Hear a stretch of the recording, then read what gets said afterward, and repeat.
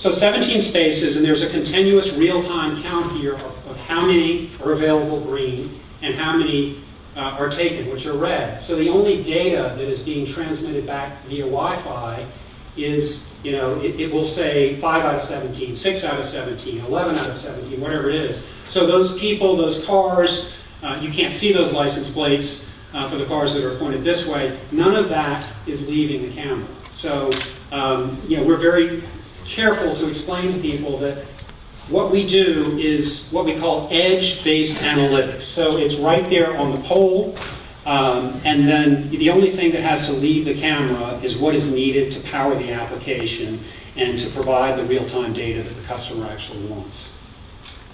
So this is the same thing with a street parking application. And so this is space availability. And so in an undemarcated situation, one camera can, depending on the pole height, we can do 4 to 6 parking spaces per camera.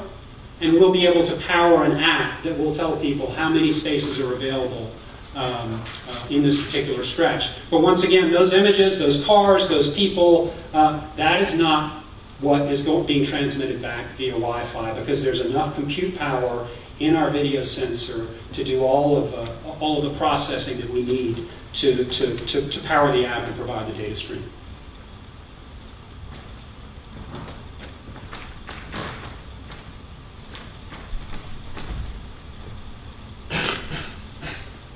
The same thing here. This is a traffic circle, and you'll see the different colors. Blue is cars entering the circle, green is cars leaving.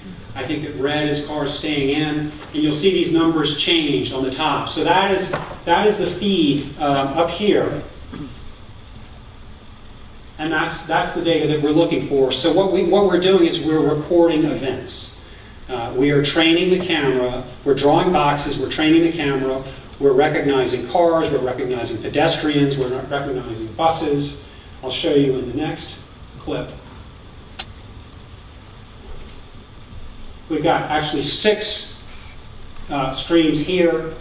You can see the pedestrians. And then what we wrote here, just for illustration purposes, is some JavaScripts just to tell you what's happening. So if you look at those numbers, and it's hard to follow them because they move quickly, car count 197, go here, and it just changed, but 198, there it is right there.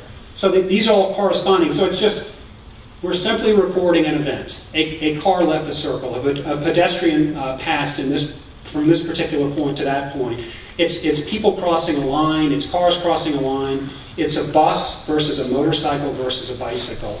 And then, again, to emphasize, and I know I sound like I'm beating a dead horse here, but the only thing that's leaving the camera is this.